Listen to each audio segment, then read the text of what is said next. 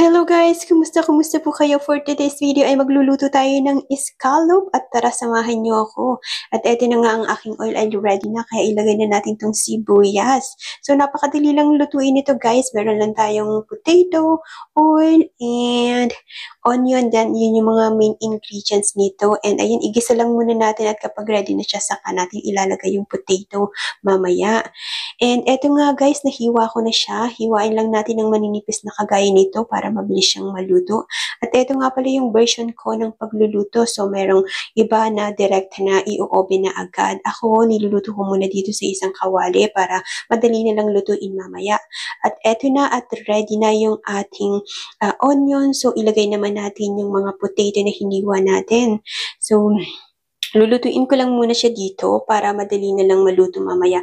Isasalang ko lang siya sa oven ng mga at least 15 to 20 minutes. At eto, ilagay na natin lahat yung mga patatas at pagkatapos nito ay saka naman natin lalagyan ng milk. Ayan, so yun milk. Yes. Tansyahan lang guys kung gaano kadami yung potato nyo. So, tansyahin nyo na lang kung gaano karami yung ilalagay nyo ng milk. And nilalagyan ko din nga pala ito ng bay leaves guys. Ayan, so pandagdag lasa din to. And pagkatapos lagyan natin ng salt. Ayun, timplahan na natin ngayon. At pagkatapos naman ay lagyan natin ng ground black pepper. And ayun lang guys. And papakuluan lang natin. At kapag kumukulo na, kagaya nito, ayan, medyo malapit na siyang maluto at lumalambot na yung ating mga potato. So, lalagyan ko naman siya ng flour. So, nagtunaw ako ng flour and ito lalagyan natin para lumapot siya, para mas maganda siya. And ayan guys, ganun lang kadali at pwede na nating ilipat.